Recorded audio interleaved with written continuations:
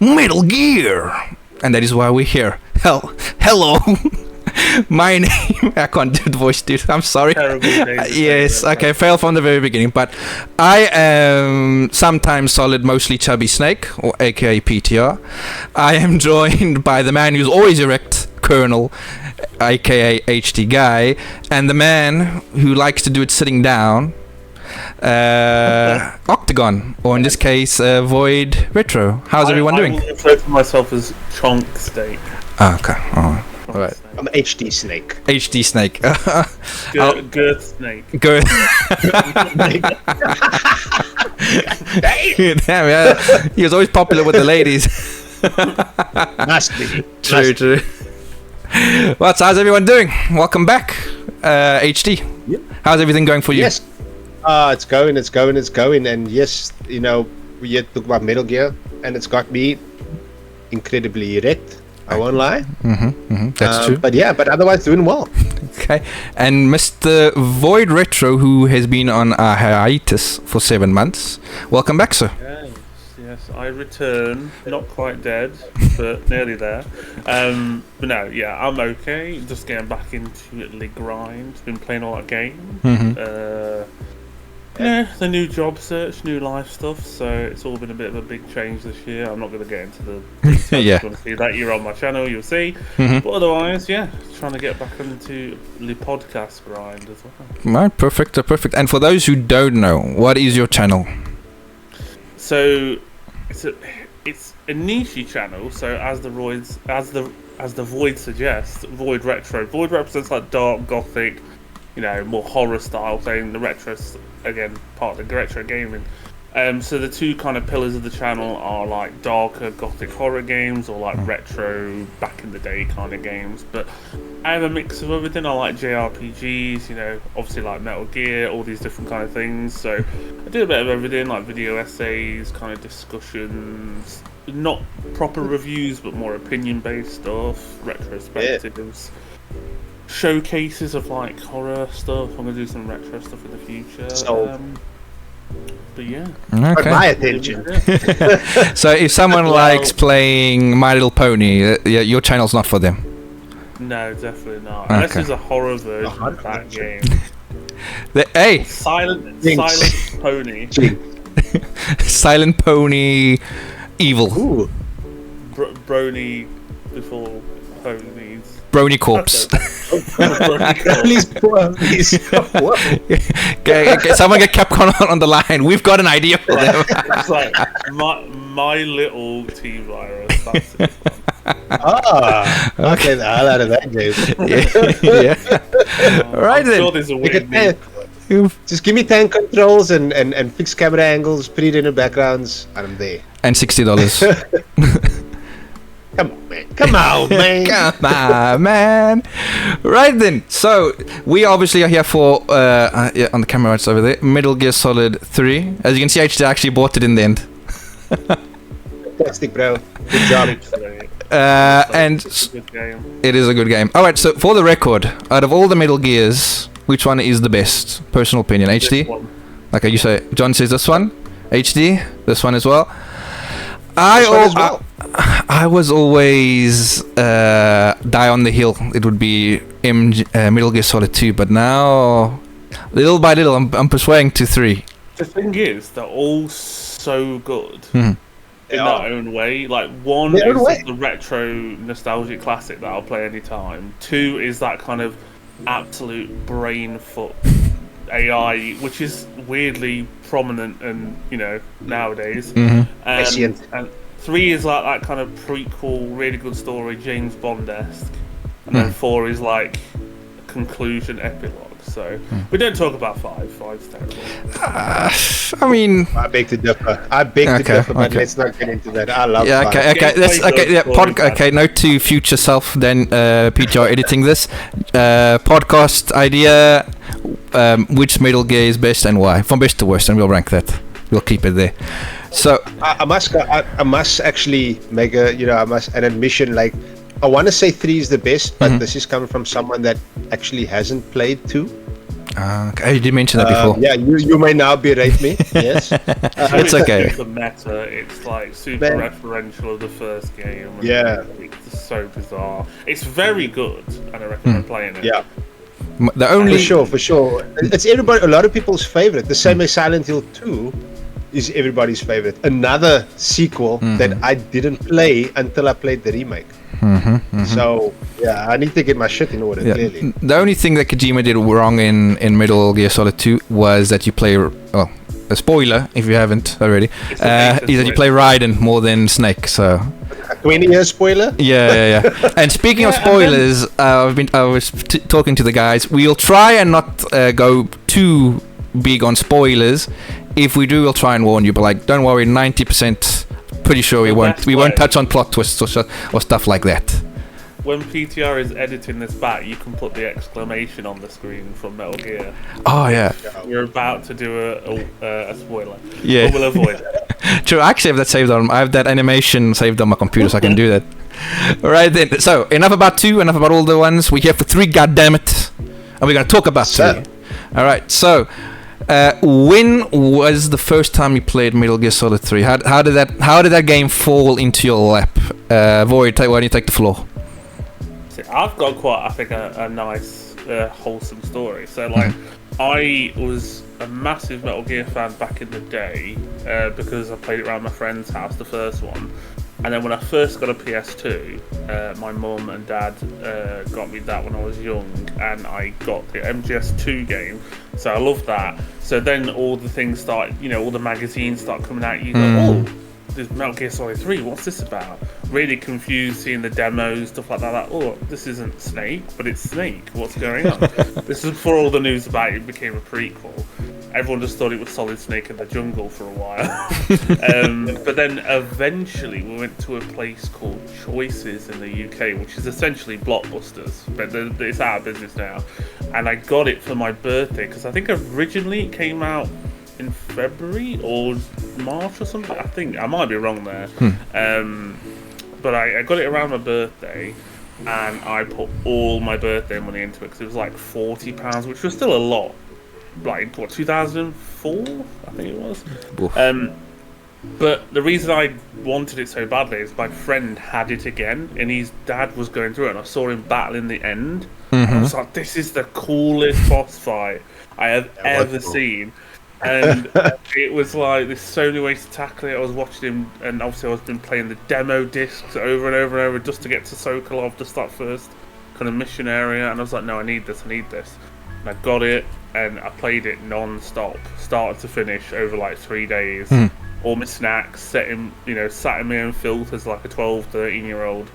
And and then I just played it over and over again, different difficulties, getting all the codec calls. I think it's just such a perfect package. It's a good starting point for anyone.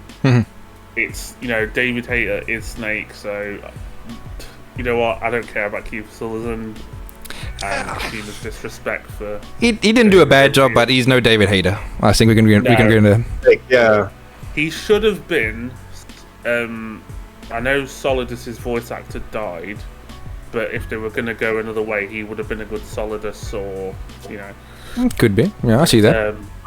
For me, like, the characters can't be replaced with their voice actors. Unfortunately, I know people pass away. That's unfortunate, because I know the Japanese actor for Snake did. But yeah. Okay, pretty good. And HT, how did it fall in your lap? I can't remember how it fell in my lap, but I remember, playing it for the first time, and I'm gonna say the most generic thing now, just being blown away by it, and by the small things and the different introductions of things like the camouflage, was it camouflage? Wait, am I getting confused with MGS4? Yeah. No, 3 did introduce camouflage. Yeah. 3 did do it. Yeah. Yeah. And just having to eat and stuff, sustain yourself and all of these things. But just, I think it was mainly also the story that just got me going. But yeah, so I don't have a kick-ass story like Void. I just fell onto it, and like I said, I skipped 2, and I absolutely loved 1. I played 1. Remember Ronald Greentree? You obviously Oh remember yeah, Ronald. yeah. For those who don't know, he went to Yeah. school with HD and myself. We Yes, I went to remember. school, and dude, I stayed over at his place and we jammed the hell out of one. Clocked it, got the bandana, played through it again, got the suit, all of those things. And so when MGS3 came around, I obviously skipped 2. I was, I wasn't like super excited for it, but when I played it, I was like, this is the best thing ever. So I just literally stumbled on it. I never went after it. It just literally fell in my lap, and I jammed it and absolutely loved it. And still to this day, it's my favorite MGS. Okay, that's very good. Very good. Yeah. Very good. Well, how did it fall in my lap? Well, obviously, played 1, loved it. When MGS2 came out, I couldn't afford it because I was a wee little boy, and then I eventually got it later down the line, like a year or 2 down the line. I was like, oh, I love this game, best game ever. And then when 3 came out, I was working a part-time job at an ice cream parlor, so I had money. And so when 3 came out, I was like, I bought it straight away. And I remember playing it every day at my grandparents' house because they lived near the job. So and it was a summer job, so I'd spend the summer with my grandparents. And every day, before I had to go to work, I would jam the shit out of that game. And yeah, I mean, people need to understand that playing in a jungle with food mechanics, as in you need to eat to survive, and camouflage, that was revolutionary for the PlayStation 2. It's crazy cool. Yeah, no one had ever done that. Only Kojima could do that. Yeah, and they introduced like the whole CQC thing as well. That's true. That is true. Yeah, that was cool. That was really cool. It took me a while to get used to it though. Yeah. But it was cool. It was cool. All right. So then, well, because we're speaking about it, the Kojima touch. Like, what small detail? I think we mentioned a few, but if anyone's got another or others to mention, what small detail or moment made you go, only Kojima would do that? I genuinely think. Oh. Yeah, no, you go first. I already mentioned it. I think stuff like the end, how you can kill him outright, you can knock him out, you can get secret cutscenes by if you sneak up on him. You can literally turn your console off, change the date, and literally he'll die on his own from boredom. It's just stuff like that, which I totally appreciate. Kojima is like this genius, and he does some things like incredibly well. Death Stranding 1 and 2, I'm very hit and miss on. Even though I've played them both and enjoyed them both. Now you've seen the end of 2 PTR. Yeah, I just clocked it this morning. Don't worry, no spoilers. No spoilers. You know the MGS1 reference at the end was insanely cool. Yes. But yeah, stuff like that, and there's just so much little touches. I think that one of my favourite things about it, I put it on Twitter the other day, is listening to Paramedic talk about movies. Yes, that was so cool, man. And then you got Siggin like talking about the weapons and just these people to talk to in special radio stations. And there's just so many little silly things. Yeah, like Kojima like really fills the world with stuff that is easily missable if you don't go look for it.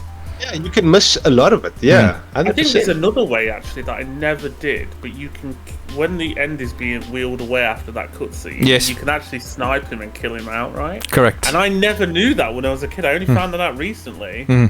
So that was something I never knew in my entire term playing it. And it's things like that that make you realise how deep, like, not just Kojima, but just like these people who make the games that really love to flash out the world. I think Kojima and Konami were a bit like Rockstar, how they, even though it was a linear game compared to an open world thing, you believed you were in the world. It was very immersive. Like getting all the camos and stuff, like you'd miss camos, and I remember one of the things I didn't know about for years was you could trank out the enemies, the bosses, to get their camo. True. Rather than kill them. I saw that in the video yesterday. If you beat all the bosses by basically putting them to sleep, you get special camos for them.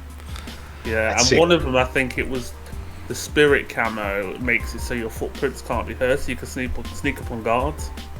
And they've changed that, I think, because they've added some. We'll probably get into it later, but there's like DLC outfits now, and one of them's like the Peace Walker outfit, and that does the silent steps. Okay. Interesting. HD?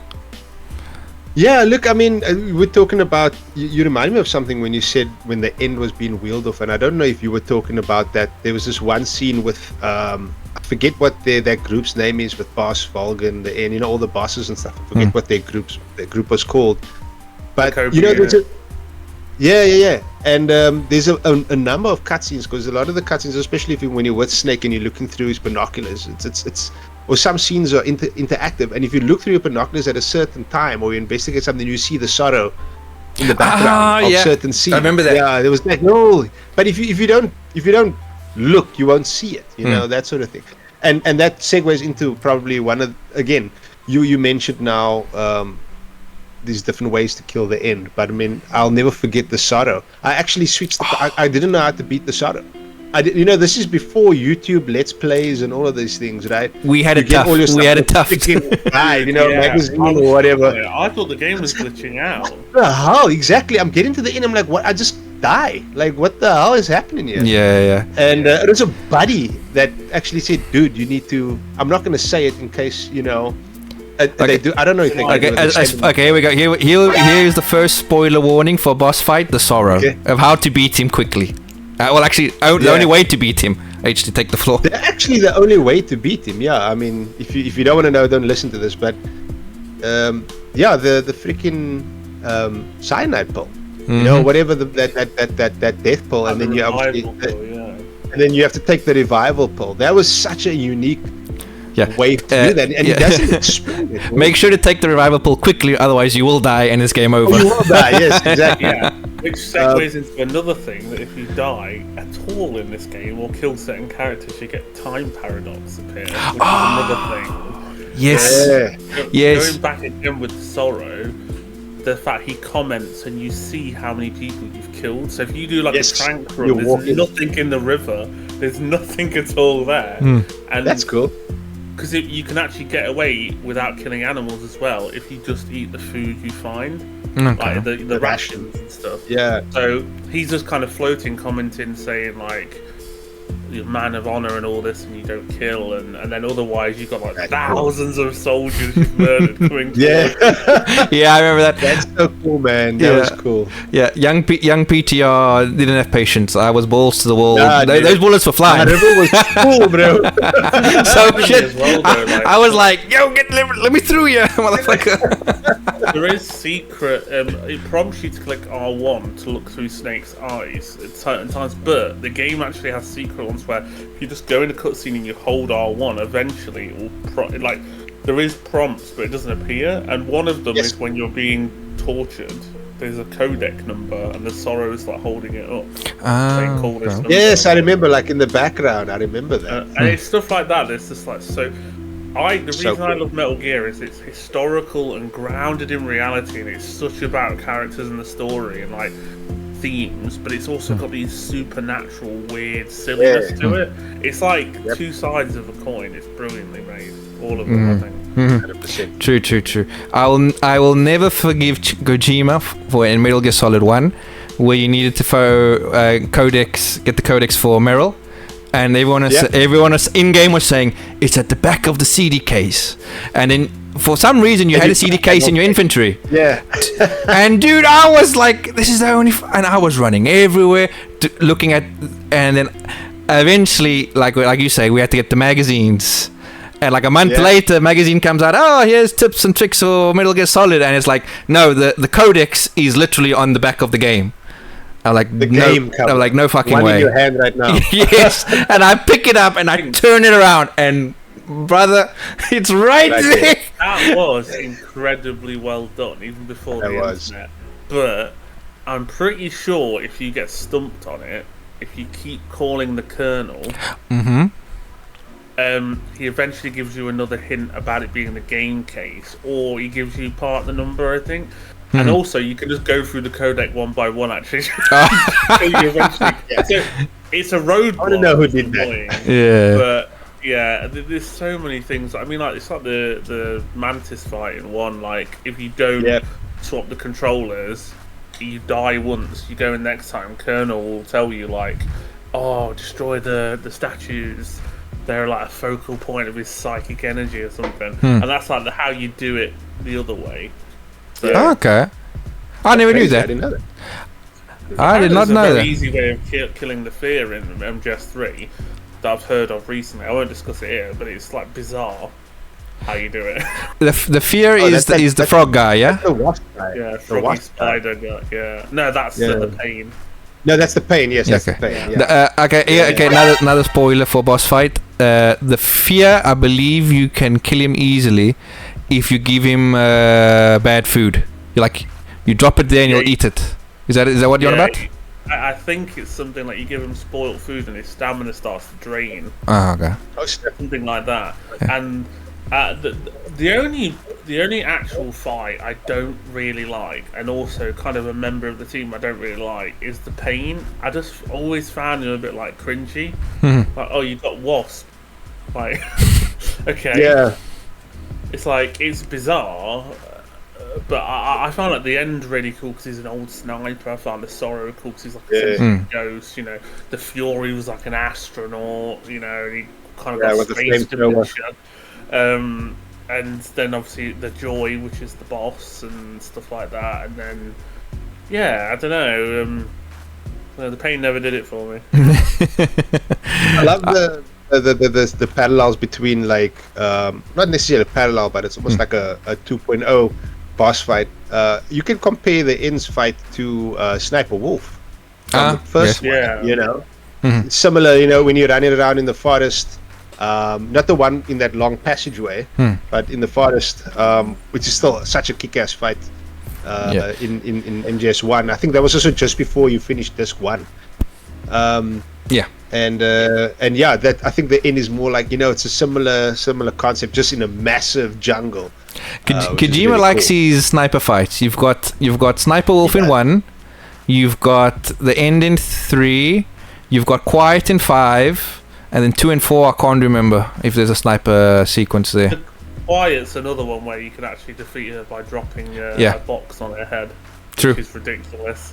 Yeah, I had to do that. I couldn't beat her.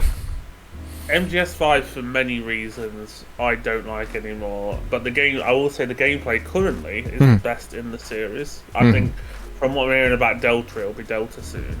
But there was just so much around that game, and there was so much hype and so much like meta build up, and then it comes out and it's just another kind of MGS2 fake out, weird, unfinished, bizarre thing. And then obviously David didn't return, and I think Konami had their fault there as well. oh no, yeah, it would have been 50-50. I think it was a case of Kojima ballooning the budget on purpose to try and get it cancelled almost because he was sick of working on Metal Gear. Really? Konami, yeah. But also at the same time, there was a lot of things that Kojima did in the other games that people were like, whoa, no, that's too much. Like, there was things he wanted to implement. You could look online for like a massive list. But, for example, he wanted to get rid of David since MGS2. He didn't like him. He wanted a bigger Hollywood actor. And I was like, you can't get rid of... It's like getting rid of an iconic voice. Yeah. You just can't do that. Yeah. Like, if it's another variation of Snake, fair enough. But... Yeah. That's like trying to get Tom Cruise off Mission Impossible. Like, he is Mission Impossible. I'm an MGS fan. I'm not a Kojima glazer, even though I respect him. Like, to a point as a creator. They almost interchangeable, really. Yeah, I mean, MGS is what it is because of Kojima. And I mean, your point around not enjoying 5 is probably case in point, even though he was involved with it. Like you mentioned, he was on his way out there. Biggest sort of dick move from Konami, not allowing him to accept the award. Oh yeah, remember? Dick move. Yeah. I think it just got. They obviously have an internal beef, petty back and forth. They split. Yep. And then over time, it's become more amicable. And now, they're like, well, we're doing this, and he acknowledges Delta, but he's like, I don't want to play it, I don't want to be involved in it, but I respect him kind of doing it and respecting me. Absolutely. The Japanese. It's the same as Versatile Games and Glenn Schofield not wanting to be involved with the Dead Space remake. And you know, I'm actually looking at MGS3 very similar to the way I look at the Dead Space remake, because my understanding is, yes, like the original cast is back, but from what I hear, and you can correct me if I'm wrong, David Hayter isn't necessarily back. Apparently they're using voice recordings from MGS3. This is actually Yes. we all that because this works perfectly, because basically is the return of the original cast. David Hayter isn't back. I've got my notes here, by the way. Sorry, that's what I'm reading. Konami is reusing the original voice recording. Discuss whether that's a plus or a letdown. Continue. Now you see, I tried to do that smoothly, but now you freaking like. I had to have my moment. God damn it! The way it's working is they've got the original audio and the voice cast, and then they're obviously enhancing that audio, remixing it, whatever. But they are all recording new lines in various reasons. A lot of speculation is, one, for control inputs. They've got to have them saying the right control inputs, because at certain points of the game they'll say press circle or press start. Well, now it's options on PS5. You know, they might be saying press escape for something. So they've got to record stuff like that. Also, people are saying there's speculation of bonus scenes and obviously the secret theatre, but they keep being very, very sneaky about this bonus mode that they're talking about. So whether they've recorded lines for that or Fox Hunt as well, and then there's even hints. David was hinting at a Peace Walker remake. So it's very strange. I mean, there's definitely someone they're holding back, and obviously Snake versus Monkey coming back, and that's good. They should keep that sort of thing close to their chest. Using the old recordings is it's a bit of a double-edged sword in the sense, like, yes, you got. I mean, you can't better something that is perfect, but it almost makes me think that they're playing it a bit safe. Similarly with Dead Space, with Dead Space as well. Look, I really enjoyed the Dead Space remake, but it didn't really give anything new. You know what I mean? Look at Resident Evil 2. I'm gonna skip 3. We're not gonna talk about that. And Resident Evil 4 remake, amazing. And dude, Silent Hill 2. I have nothing to compare it to. I literally watched a full game. I watched someone like a recording. I watched them play through the entire game, so I technically played it. Say that. You technically watched the gameplay. I don't watch like Let's Plays and stuff, but that was the one time I did it because I wanted a sort of a pure sort of idea of it. And man, there was so much stuff that they added to 2. They just made it more rich. I suppose you can't do a direct adaptation. Well, I would say that. So, go VR. There's obviously remake, remasters, reboots, reimagining. I think they're all interchangeable now. You got stuff like Dead Rising Deluxe Remaster. You've got. For me, I'm happy with just getting more Metal Gear. If it's just to play it safe because they don't want to piss off Kojima, or they're not allowed to change it, or they don't want to piss off the fan base, fair enough. But in Kojima's own words, if he was ever to remake any of the games, he would change them massively. He said that. So, but that's just Kojima, really. It works. Sticking with it, but in my opinion, there's a lot that I expected them to do differently. Like Resident Evil 4, for me, didn't really like the original. It changed too much. I didn't expect it. I thought it was too campy. This remake they did was gothic, dark, with a bit of campness and comedy stuff in it. And I really think that is the perfect remake blueprint. How they changed just enough. So good. And Dead Space, like I said, it was basically one for one, apart from some additional side quests, and you could backtrack and some improvements. So I think Metal Gear is going to be more like that. But one thing I was really hoping for is, don't change the story. Don't change the beats and pace of everything. But why not expand on the environment levels? Because they were very limited for PS2, so you could have made areas bigger, more kind of intricate, reworked. You could have put areas between areas. I mean, it's literally loading screens between the areas still. Obviously, they're instant, but that is one big thing I was hoping. I think that'll stop it from being a 10 out of 10 for me. Konami have said they've done those loading screens because it was in the original. Like you said, they don't need it, but they've just put it in there. And I think it should have been like Dead Space, one massive, intricate, connected thing. And if you know what they could have done instead of loading screens, added little areas between those loading screens that you can kind of imagine what that path and little trail was. Don't have to put any story stuff in it. Just put some additional guards, things to find, little Easter eggs like for every little area, because then you're building upon the world. But obviously I don't know what they may have signed off with Kojima saying you can never change my games. You know Could what I mean? be. Like you don't know. Yeah, we don't have full story. Yeah. But I mean the voice acting in the original is pretty good, but Pretty good. it is campy. It is campy.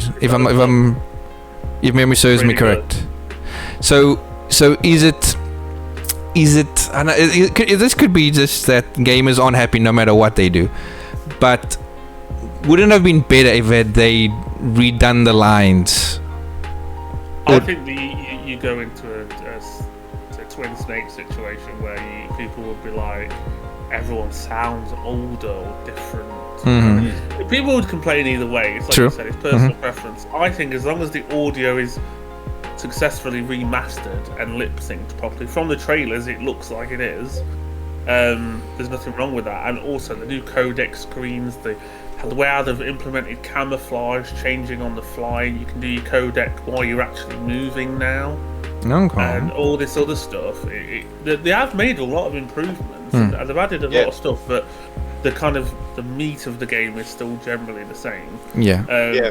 I'm just really hoping there's a lot of replay value, because I think after beating it 2 or 3 times on the original, it's kind of just playing it because you love it. And then obviously you've maybe got trophies, achievements nowadays. Ooh, trophies. Remind me to talk about that. Okay, carry on, sorry. Sorry if I'm like going on and on about it. It's just it's my favourite game of all time. So. No, it's cool. So then, like, we are talking about how, like you say, remakes, remasters, they pretty much almost now the same thing now. And a good remake would be, like you said, Resident Evil 4 or Resident Evil 2 is where they've taken the base game, they've made it faithfully, and they've added things on. And a bad remake would be like Resident Evil 3, where they've taken things away. And only people... I was just going to say, Resident Evil 3, it's a good game. Yes, it's I agree. A bad remake. Agreed. Yeah, agreed. I agree. 100%. It should have been an open world Raccoon City. That should have been 3. They clearly rushed 3 because it wasn't the fan favourite and it went to another studio. And this is what I think is going to happen with 5 or Code Veronica. Whenever they do them, it's going to get rushed. Because again, they're not 5 especially is not a fan favourite, and there's so much political stuff around them. Oh god, yeah. let's not get into that. Even though I don't agree with any of it, it doesn't matter who you're killing or where they come from. If they're a zombie, you shoot them. Yes. Hey, listen, it's fine when you... Oh, go on. Yeah. By the way, I swear to God, I am going to buy a whiteboard, and like in PlayStation Access, every time they mention Metal Gear, they tick it. I'm gonna do this with Resident Evil because there's been not one goddamn stream we've done where we haven't talked about Resident Evil. And it needs to stop, goddammit. You caught me talking about Resident Evil again. But hello, you caught me in the middle of I met Rob at EGX a year or 2 ago. Yeah, what a dude, man! Incredibly tall. Is it? He's like he looks tall. He looks tall, dude. 6'3". Yeah, I met Rosie and. I love Rosie. She's so cool. Yeah, man. I love watching Kid Icarus, which is her brother. So.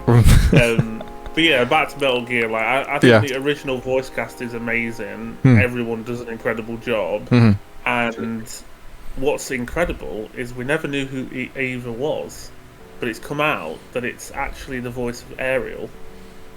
I don't know her name off the top of my head. So Ariel from Disney voiced Ava. Oh, I can't even remember who the character is. Let me see if I can do a quick Google for her actual name. I think it's something Strong. Ava. Dude, I'm forgetting all these side characters. I remember the guy that talked about the guns or the weapons, like you said. Ava's the femme fatale. Yeah, that chick on the bike with the jumpsuit that has the like she's Very buttoned it Kojima, down, yes. yeah. You get that full. Yeah. that All right, full- so full Kojima, chest area. Kojima goes to like the Jodie department and say, listen, I want you to make a character with a jumpsuit. Okay. And Kojima's like, what are you doing? She's wearing a What are you jumpsuit. doing? Where are boobs? God Lower. So the voice for Ava is actually Jodie Benson, but it was an industry secret for years. It's only just been revealed a couple of months ago because obviously they're in the press stuff and they've had to re-record certain lines.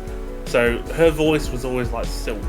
You know what I mean? Like she had a very good voice, and it's like the femme fatale, you know, the James Bond girl kind of thing they went for. And yeah, there was a lot of Kojima's got a foot fetish, man. If you played Death Stranding 2, he's got a foot fetish. I guess so. But obviously, after thing is with Quiet, I kind of got what he was going for, like this. Oh, this girl's like photosensitive, you know, all this photosynthesis. She's like a plant, but it's like I get that. But doesn't mean she has to just wear a bikini. Like, you could have made it like cooler. You know, like, I get what he always has boobs in his game. I can't believe John is here advocating telling women what they need to wear in video games. How dare you, Come on, sir? John. How dare you? Come on, man. Let them wear bikinis if they want. But there's even a weird, cringy shower scene. Oh. Where if you don't shower, they drag you with Quiet or something. And Yeah. they were doing feet scans. Like, I mean, we all know Japan and stuff is a weird country for that kind of stuff. So. I don't always think it's harmful. I just think it's kind of silly or kind of unorthodox. Yeah. If you're a female auditioning for a role in a Kojima game, just make sure you've washed your feet. Okay. He's talking to Ella Purnell at the minute. I don't know if you've seen that all over his social media. So, you know, the girl who plays Lucy in Fallout. Is it Lucy? I think Yes, it is. She's a really good actress. So I love she'll her. probably be half naked in his next game. Knowing. I was gonna say she's Jackie in Yellow Jackets. I don't know if that show. Yeah. So, okay, leaving feet and going back to what we're saying about voices. We've talked about if the voices should be redubbed or not. What about like the movement or aiming? Would you like it to be like the original, or would you like to take Five's movement and aiming and put it in this game? What do you think, HD? I think 5 was a gorgeous game, gameplay wise. Well, I mean, again, I love a lot about 5, and that twist I did not see coming at the end. It's quite interesting, quite also tongue in cheek. But gameplay wise, man, it was so good that was our proper sort of open world Metal Gear. Man, it was so good. Just tidbit on that, it worked really well both in single player and MGO. I played hours and hours and hours of MGO, so I think that style of gameplay translates well to multiplayer too, which is something. No, I don't think they would do it with Delta, but yeah. So I think it was solid. I think it was quite solid. It was quite intuitive. It was quite modern. But I mean, the original of Snake Eater was pretty decent for the time as well. It's not vastly different, although it's maybe just the camera angle that's a bit different. True. But gameplay is solid. Well, if they take 5s, I'll be happy with it. There is with the game, they've done new style and legacy modes. So new style is the third person camera, stuff like that. And from reports, that style feels not like MGS5 and not like the original. It's got a unique delta. Like Snake is quite weighty. I think it's going to be more like Resident Evil 4, where he's got some weight to him. And it's kind of like they've changed the control schemes as well. It's all intuitive and you can change it in the HUD apparently and stuff like that. But the legacy style adds the piss filter back to the game. Yeah, I saw that. And the camera angles, so you've got that and that there if you want it. If you want to live it like the original. Personally, I'm going to play it in the new style, and then if you want to replay it or play it legacy. The original is always there. Like this is a remake. Let's move with the times a bit. There's not the original is a 10 out of 10. I agree that 5 had really good controls, but I was hoping the one thing about 5 is he didn't feel like he had much weight to his character. I always hate floaty characters. Like, they've got to have some impact to how they walk and stuff like that, which I feel like Dead Space and Resident Evil 4 did really well with the remakes. There was a good amount of weight to each person, which again on that New York event, the reporting, people are saying like it feels like a mix between 5 and something new. So yeah, we'll see how it turns out. I'm really hoping we get a demo, because everyone's been playing it at that New York event, and historically we got the demo of Virtuous Mission, so I'm really hoping like the week before maybe to release the demo. Sick. Yeah, they do like gives people a chance to check it out on their PCs as well to make sure it runs, because Unreal 5 is notoriously bad. That's what I'm worried about. Yeah. You need top of the range. Flipping your window of people who can play that is quite small. I'm just hoping it's optimized well, because everyone was playing on PS5 Pros apparently at that event. Yeah, well, nice. I mean, well, if the base PS5 can handle Death Stranding too, well, then I've got faith it will handle this one well. I mean, I've played performance mode anyway. But I think I'll get it on PC. Now I've upgraded my rig. Right. Okay. Let's talk trophies. HD, you planning to get this game? Would it be a day one or later down the line? It probably won't be day one. Yeah, look, I mean, I don't want to get into it, but I mean, shit, man, games are so freaking expensive these days. That is true. I gotta still adult, man. I hate that I have to, but I gotta. So generally, day one games are like it's like Resident Evil, or something that I like. I really, really cannot. I have to have it day one, and I don't necessarily have to have this day one. But I'll definitely get it still this year sometime. All right.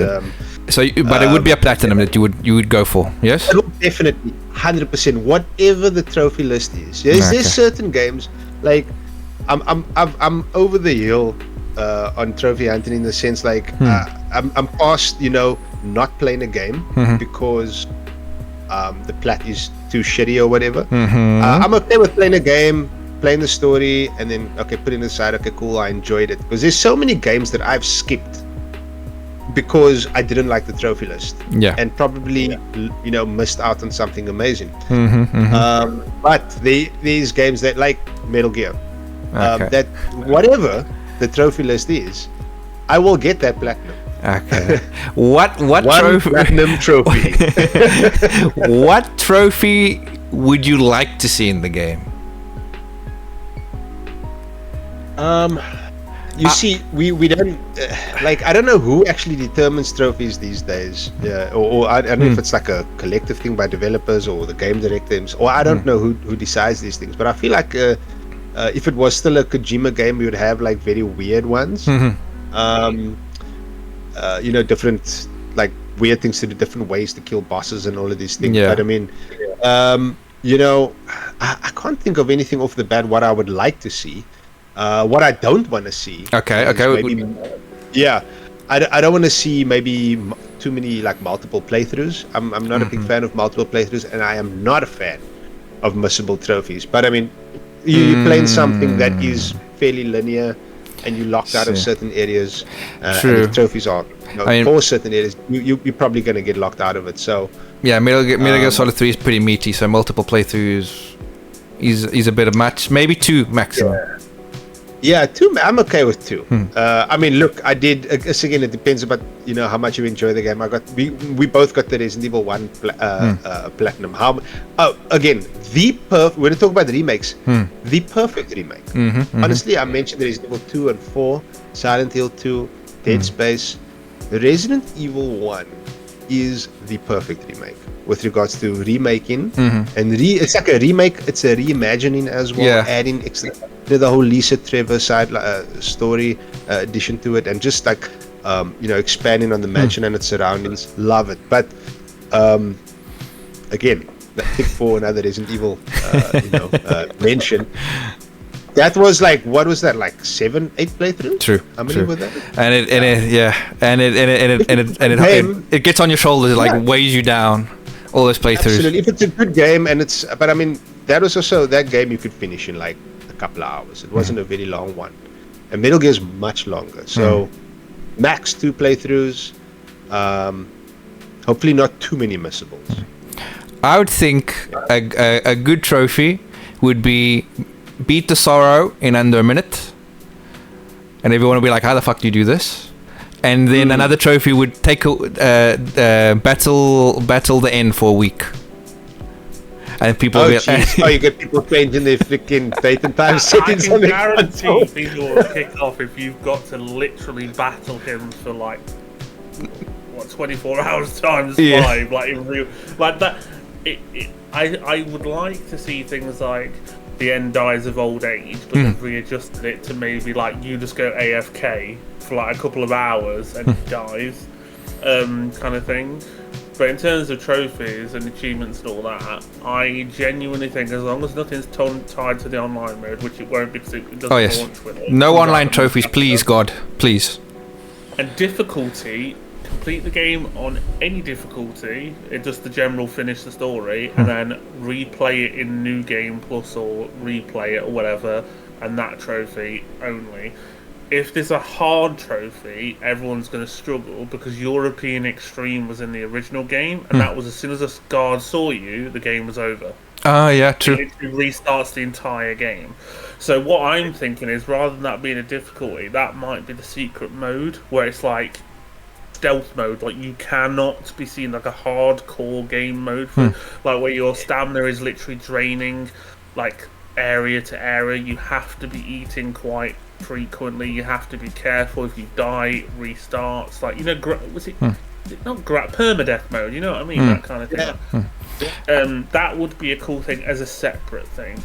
But from what I hear a lot with PlayStation is they try and make the exclusives easier to platinum, but this is a third party thing, so who knows? Yeah, it's going to be multi-platform. Yeah, no multi-platform. No multiplayer trophies, not too many playthroughs to get the platinum, and no hard mode. I think beat the game on any difficulty. Niche trophies, hidden stuff you have to find. Get all the camos, hit all the frogs, unlock stealth, stuff like that. That is a bit of a grind, but you can do it in 2 to 3 playthroughs, because I think most people play a game once and put it down. Hardcore people will play a game 2 to 3 times, and then you've got like speedrunners who will play it like, say, 10, 20 times to get the best thing. Please no speedrun. I hope there's no speedrun trophy. Beat the game like in 4 hours or something like that. To be honest, the original I think was like 10 to 20 hours casually, depending on how good you were and difficulty. But with this one kind of having more things to do and mess around with, probably around the same time, maybe a bit more. But I genuinely don't think it'll be like Resident Evil 4. You won't be able to complete that game in under less than 5-6 hours, in my opinion, because there's certain things like the sorrow at the end where unless you know what to do, you're going to lose a significant amount of time doing that the first time. I don't know. It'd be cool. I'll definitely try playing the game as fast as I can once I've done it a few times. But blast through it. Okay. You know, if we're gonna have New Game Plus, and this is a big sin for me, don't just make New Game Plus for the sake of it. You know, I think the absolute worst, and it actually spoiled the game for me to a degree. The platinum for never spoiled the game for me, but it's the platinum journey was shitty. Last of Us Part 2. Ooh. There was absolutely no reason to have me replay the entire game again. And a half, purely just to upgrade all my weapons. Because you only get enough parts. And they take you have to collect like all the way to the end of the freaking game, to the last area. That's when you can fully upgrade your weapons. Like as soon as I did it, I just switched the freaking game off. I was so finished. I think they did change that now, so you only have to have 1.5 playthroughs. Because as soon as you start getting to Ali's section, you get enough. But this is the thing. Get enough. Okay. Like you get enough at the beginning of Abby's to kind of fully upgrade her. But I agree. I think New Game Plus mode, for the sake of it, is nice to have it. But don't tie trophies to it if you don't need to. But also, having a New Game Plus mode where it changes stuff is cool.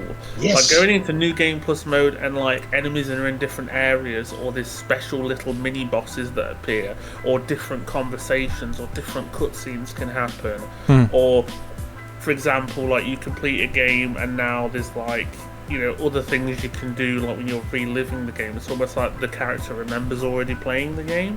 There's games that have done stuff like that before, and I really love it when it's a bit different. Like, or like I said, have a hardcore mode. Like New Vegas had it, and Kingdom Come Deliverance 2 has it, where it's hardcore Henry mode. And it's basically, you have all these debuffs and you can only save at certain times and stuff, and you've really got to be careful. So I think it's nice to have difficulty and challenge stuff, but just don't tie it to the platinum, because the platinum or 100%ing the game or getting all the achievements is just about experiencing everything the game has to offer. It doesn't necessarily have to be, oh, you've got to be amazing at this game to get the platinum. Yeah. Right? Yeah. This isn't Dark Souls. It's got to serve the game. It mustn't take away from the game. And you know, I think just one more thing on New Game Pluses. I think one of the most unique ones for me was Alan Wake 2. I don't know if either of you played the final draft. It actually is so sick. It changes the end, because I mean, you've played Alan Wake 2, Danny? I haven't played any of the DLC, but I played I made a whole hour-long video essay about how it's like one of the best horror games ever made. Like, that is my best game. That Alan Wake 2 and Cyberpunk are my best games on PS5. Only thing is, with Alan Wake 2, the way it works is, obviously something happens at the end of the base game. When you replay it, you get a slightly different ending that opens up to like sequels and other games coming. And the whole point is Alan's in a loop, so he's constantly redoing the same thing anyway, so it makes sense in the canon. It's not a loop, spiral. It's a spiral, yeah. So a spiral you can get out of, but yeah. It's so cool. That was one of the games I was thinking like it did something different, and there's little things that happen in the game that are slightly different, or you get like deja vu moments and stuff like that is amazing. And I don't know if you guys ever played it, but the DLC called The Lake House that came out, it was a massive allegory for AI and how you've got all these machines running typewriters trying to copy Alan Wake's work, but none of them can do it because they're not human. They're not his power. And I thought that was so good how they did that. That was a good DLC. I wasn't quite partial to the Night Springs one. That was silly. I did like that, but I didn't like it. It was so short. I finished all 3 of them in one day. Didn't like it very much. Wasted opportunity with the Jesse Faden DLC. Wasted opportunity, but the Jesse Lake House was weird. Lake House was awesome. I'm just laughing because we're talking about Alan Wake now. And we digress. Yeah. But you know what I mean? Like, those kind of stories with characters like Metal Gear, like that. For me, a game has got to have strong characters like Metal Gear, Alan Wake. It's got to have a really good narrative and something you can follow, good themes to it. It's got to make you care and be interested in the game. Otherwise, I don't care. It can be linear, it can be open world, it can be like a roguelike, anything. But if I don't care about the characters of the story, it's just gameplay to me, and that's something I can just drop after a couple of hours or a couple of days. Yeah, I understand exactly. The game for me that I didn't care about at all the characters was what's the Star Wars game with Carl Kestis? The last one. Survivor. So I couldn't. You know what? I was bringing this up with a mate the other day, and I know I'll be in a minority here, but I think Outlaws is a way superior game. I don't think any of them are brilliant, but I genuinely prefer Outlaws' kind of different take of, you know, it's kind of rogue, you're going around, you're doing these smuggly things. I'm not saying it's not repetitive, and to be honest, I didn't super care about it's not. It's a Ubisoft game, so that's all we need to know. It was just I don't think Ubisoft as a whole are like, oh, I want to make a shitty game. They're just very good at making good or mediocre games. They're not good at making masterpieces. Whether they're lazy or they just don't have the talent, whatever. But yeah, Cal Kestis and all that, I just couldn't care about that character. I just don't care. Like I said in my video, in the first mission, your colleague says something, and I go, okay, yeah, I know what's gonna happen. I already know the plot twist, and boom, when it happened, I'm like, oh no, I am shocked. Shocked, I tell you.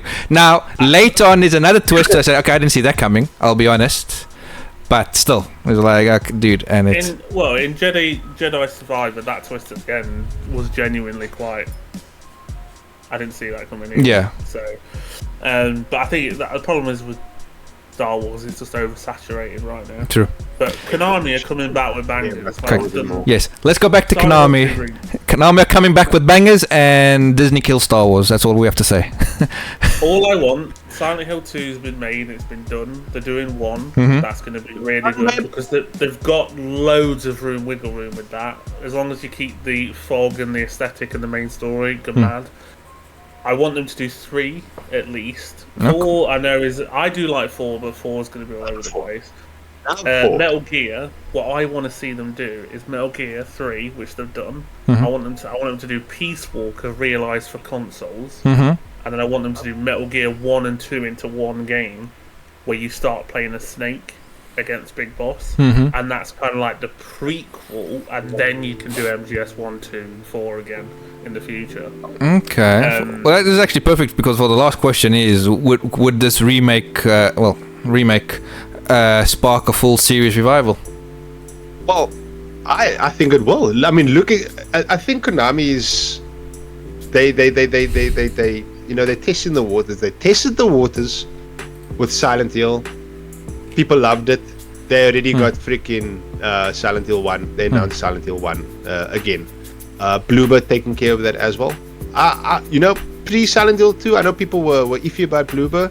I'm a fan of I think we spoke about this, Void, on one of the podcasts, and I'm a fan of the medium. It didn't blow my mind, but I looked at that game, I'm like, this is the right people for Silent Hill. And Danny, that freaking Chronos trailer looks sick. Same by Looper. Does look sick.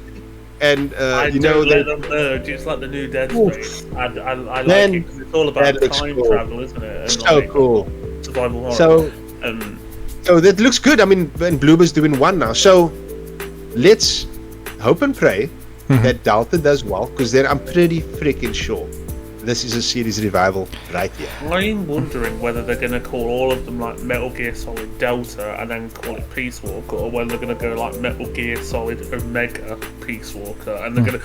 I personally think they should keep it as Delta, but Delta is the symbol is a triangle, which is 3, so maybe not. I don't know.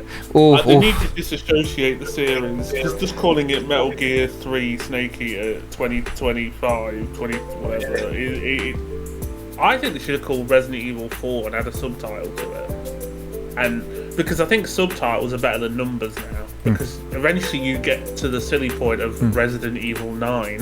iPhone 17. You get to a point where it's like, ugh, these numbers are getting high. Like, Xbox will never have that problem because they'll always use subtitles for their consoles. Because if they ever put numbers, it always looks like they're one behind PlayStation. Oh, yeah.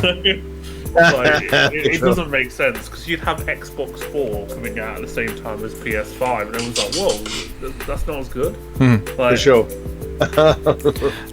Just to some trivia, Delta means change without changing structure, and it perfectly describes this project's goals, if you think about it. Yeah. Okay. I genuinely think there's a good chance that this will be it, because it's the fan favourite, but Silent Hill 2 was a fan favourite and it was well received. And then they've gone back to 1.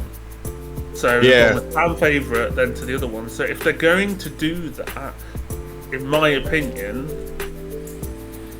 the more realistic approach will be Metal Gear 3 and then they'll do Metal Gear 1. Yeah. Because, as in Metal Gear Solid 1. Yeah, Solid 1, because unfortunately, I would love them to do MG1 and 2 realised fully as like a part 1, part 2 game, or mixed together, like where the prologue is the first game and then the actual rest of the game is the second big boss and all that. But there's so much leeway for them to go absolutely crap with that, because you've got to get the voice actors, you've got to get the talent, the narrative, the writers, everything's got to be completely realised. Because it's like a 16-bit game, so small little This, you see that this is the thing, man. They're playing it safe with 3, the same way they did with Silent Hill 2. Because I want to get in the fans' good books after the Kojima. Absolutely. And they've got a solid baseline to work off. As soon as Konami, like that, what you're talking about now is an absolutely new freaking game with little sprinkles of story from MG1 and 2. So yeah, just to confirm, we're not talking about Metal Gear Solid. We're talking about Metal Gear, when Snake is on his way to fight the big boss. But I think the next logical one is, because we're talking about big boss in Delta. The next logical one is to just hand the reins over to Solid Snake in Metal Gear Solid 1. Do you think a Metal Gear Solid 6 is possible without Kojima? I think it could happen, but there's only one way I'd want it to happen, and that is a prequel to 3 about the boss. That would be cool. That would be really cool, actually. Because you've got Laurie Allen, David Hayter wouldn't necessarily have to come back apart from maybe a cameo as a younger big boss. You've got all these characters that can be kind of like de-aged and see them become what they were in 3, over time. Or you could literally just make it about a completely new character set after 4. But personally, I've always wanted a World War II, like the boss, like the Cobra unit origins, like seeing them all kind of normal before they got kind of corrupted by whatever powers they had and stuff like that. The same way what 3 did for characters like Ocelot. Yeah, but I genuinely don't think they'll add if they're going to do a new game, the problem is they need if they're not going to get Kojima back. Yeah. So they need a big writer, like a big director to come in. Yeah. And, but the thing is, a Metal Gear without Solid Snake, can it really be Metal Gear? You don't have Kojima. You're not going to have Solid Snake. Is it really Metal Gear though? Look at what is that Metal Gear with just Raiden? That instead of tactical, it was lightning-based action. Or something? Yeah, Rising Revenge. It was good. Yeah. It was more like a Devil May Cry kind of. Yeah, it wasn't. I personally think 1 to 4 is a solid story. I know there's like Peace Walker and Portable Ops and 5 and stuff, but I see them as completely optional. Because if you literally play 1, 2, 3, 4, you get a solid story. Yeah. I don't think you I need love to Portable Ops, by the way. Yeah, there's some good. And I get what they were trying to do with Metal Gear Survive and cash in because Kojima was leaving. Oh god, we gotta make some money, but they handled it so bad. It was so bad. It was such a flop, and that just left a bad taste in everyone's mouth. But they've obviously got the Delta team and the Delta director. Yeah. So my hope is just full remake of the whole series eventually. 4 specifically needs more gameplay. It needs to have more gameplay if they're going to remake it. And 1 could be pretty much reimagined, because there's already Twin Snakes. So you could call that Metal Gear Solid Delta Twin Snakes, and that would be the starting point of the 1, 2, and 4. But I don't know. It's really I can't see them investing at the minute. Everyone's cashing in on remakes, so they'll stick with 1 to 4 for now. Safe option. Yeah. Safe, yeah. Because the blueprint's already there. They've just got to do all the technical stuff and nostalgia sells. Yeah, I mean, apart from that, they've done Silent Hill, they've done Metal Gear. I want them to do an open world RPG Castlevania. That would be sick. Witcher styled. Would be amazing. That would be sick. Yeah. Well, okay. Yeah. All right. Well, I think we'll end it on here because my phone went off. I had it on silent, but my wife's got the the urgent thing, you know, where even if it was on silent, she can get through to me. So that's my that's her telling me, get your ass down here. Get your ass down here, boy. So, all right. So we'll all be getting Delta. We all want that D. Okay. Yes. Yes. Wow. I want that D. Give me the D. I want that D everywhere, every day, every time, every day, everywhere. I want the D. Give me the D. You enjoy that D. You enjoy that. I'll give you some D as well. You want some D, don't you? Actually? I'm fine. Void, you want some D? No. I don't. You don't want some D? I'm No, we good. solid enough. You're solid enough. I like that. All right then. So, thank you HD for being here. Thank you, Mr. Void Retro, for taking time out of your busy schedule. I know you're in a rush, so I'm going to end this quickly. And thanks for watching. We've got more episodes like that. I'm not going to do the snake voice again because that failed terribly at the beginning. Thanks for watching. More videos on my channel. Go visit Void Retro's channel and leave comments. I love My Little Pony in his videos. Like, comment, and subscribe. And we'll see you all next time. Snake out. Bye. Bye-bye.